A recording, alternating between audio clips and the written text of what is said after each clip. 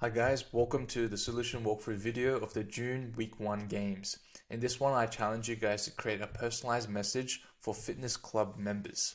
So there was actually a lot of submissions in this week's games and I really appreciate it. It's really nice to see you guys consistently practicing and new members participating in the game. So awesome stuff, guys. But there can only be 3 winners.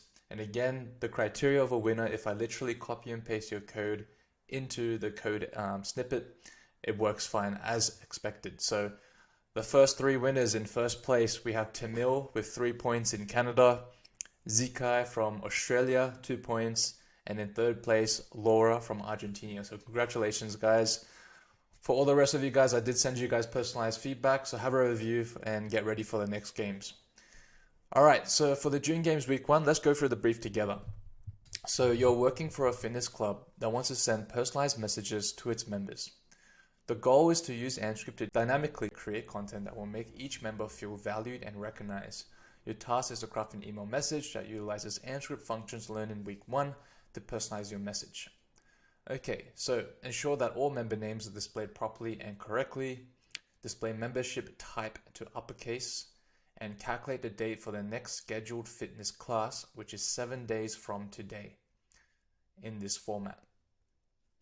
Okay, so with week 1, I kind of kept the brief simple, so nothing too complex, nothing really that tricky.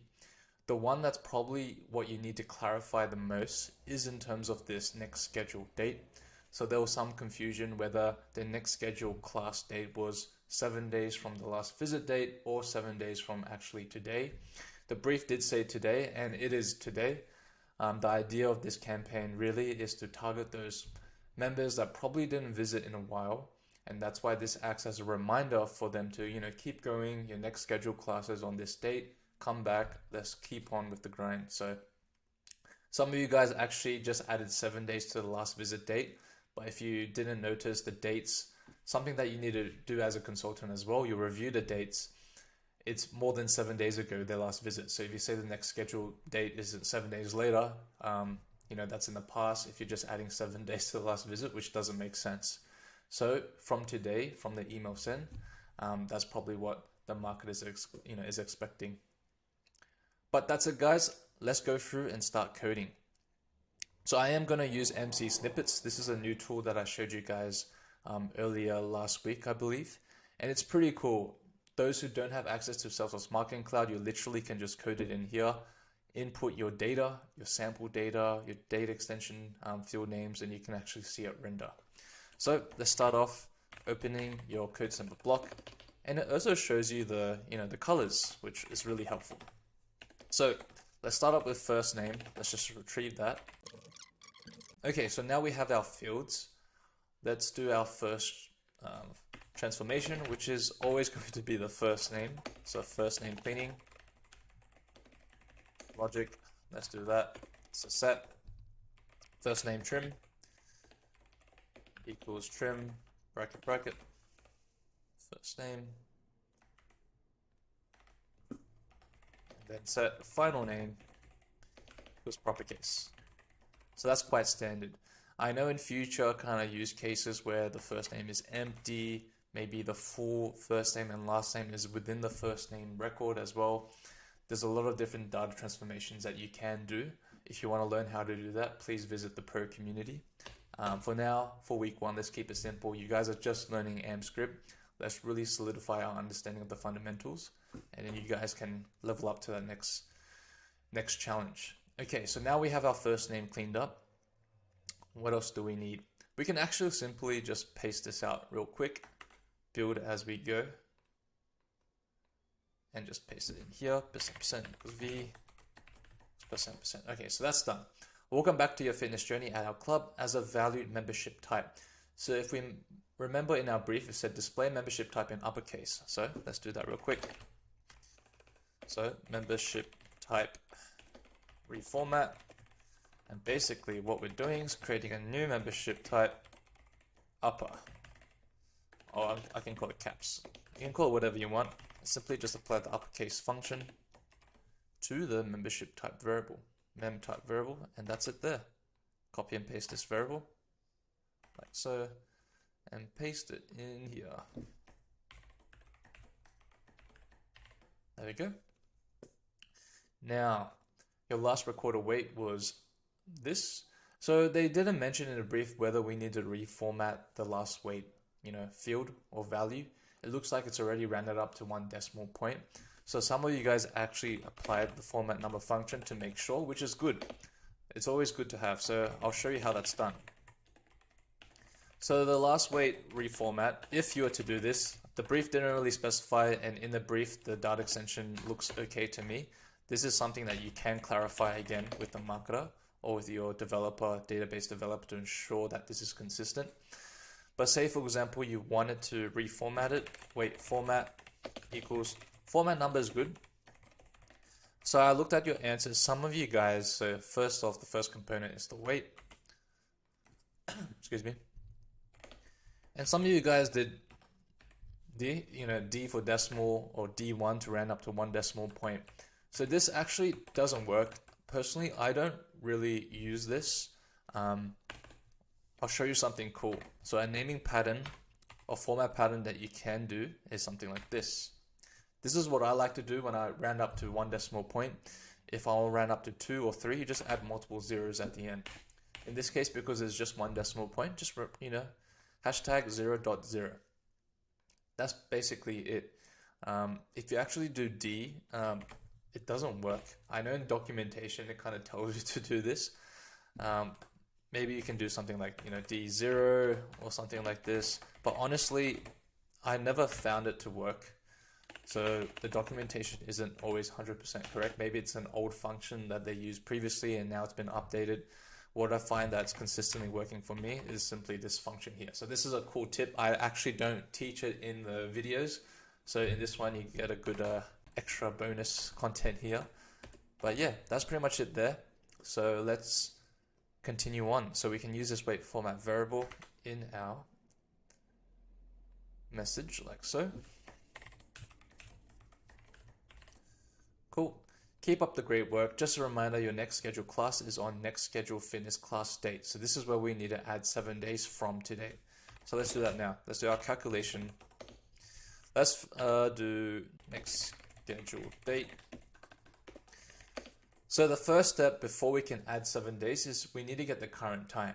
So like I mentioned before, that's this basic function here. So let me drag this over. So this is one of my slides. System date to local date, really just copy and paste this. I don't ever write this from scratch because there's no point. You literally can copy and paste. It's going to be the same every single time. And now you have your local date to play with. Now all you need to do is just date add it, right? So next class equals date add, bracket, bracket. Let's add the date, local date, add 7 to days. That's it. Now let's copy and paste next class date. Oh, we need to reformat it. And then set next class format equals format, format date. Let's paste this in here. Like so. Into our format. So in the format here, so it's going to be dd YYY. Yeah, that's pretty much it. Copy and paste this and paste it into our email template, like so.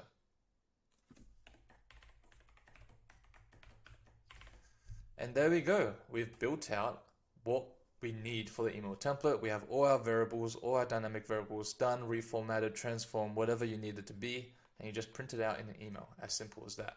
So let's copy and paste this. I'm going to preview it in here. Where's our message? All right, we need to preview it outside here. So I paste that in there. I'll need to add the line breaks because this is in HTML. So now let's preview. We have our records here. Save and run. And there we go. So we have, hello John, welcome back to your fitness journey at our club. As a valued premium member, we're committed to helping you reach your goals. Your last recorded weight was 180.5. Keep up the great work. Just a reminder, your next scheduled class is on the 14th, 06/2024. We can't wait to see you. So that's pretty much it, guys. One thing to point out as well, if you're using MC snippets, there's no concept of decimals. So the last weight, I did have to put it as text, but it still works the same with the function. So as you can see here, this Test record has 180.5 and we have 180.5 like so. Let's flick through. Let's click and see Sarah, save and run. Hello Sarah, basic, that's all capitalized. You have 150.2, which is the weight. Keep up the great work. Just a reminder, 14th of June. One thing to point out with this, because we're using MC snippets, which is hosted on a server, probably in the US, the system date to local date is going to be referenced in US time. So as you can see, for me in Australia, it's the 8th, so 7 days really should be the 15th, but it's 14th because it's still considered the 7th in the US. But yeah, one more time, let's look at our other record. And as you can see, once this loads, we have capitalized, membership type, we have our weight, and we have our class. So one thing that I want to point out as well to test out this format number function, say for example, I want to round up to 2 decimal points and say in our test data, if I can add it, oh, I can't. So let's add another test data, 7, 8, 9. So that's the weight. And if you want to click and preview, so I have the 2 decimal zeros here. So really it should round up to 2 decimal points. And because it's 6, 7, 8, 9, this really should be 6, 8. So let's preview. And there we go, 22068. So this is just a little bonus function to show you guys. Use this format, it's really easy. Hashtag 0.0 if you want to round up just to 1 decimal point. Add multiple zeros depending on how many decimal points you want to round up to. So if I just do that again, just rounding up to 1 decimal point, it should be 0.7. And there we go, 220.7. So that's it guys, awesome stuff, and yeah, keep up with the practice. Next week's going to be another challenge, so I'm going to drop that tomorrow actually, and I look forward to completing that one. Keep up with the practice, use them as talking points in the interviews, and yeah, see you guys in the next one. Have a good weekend.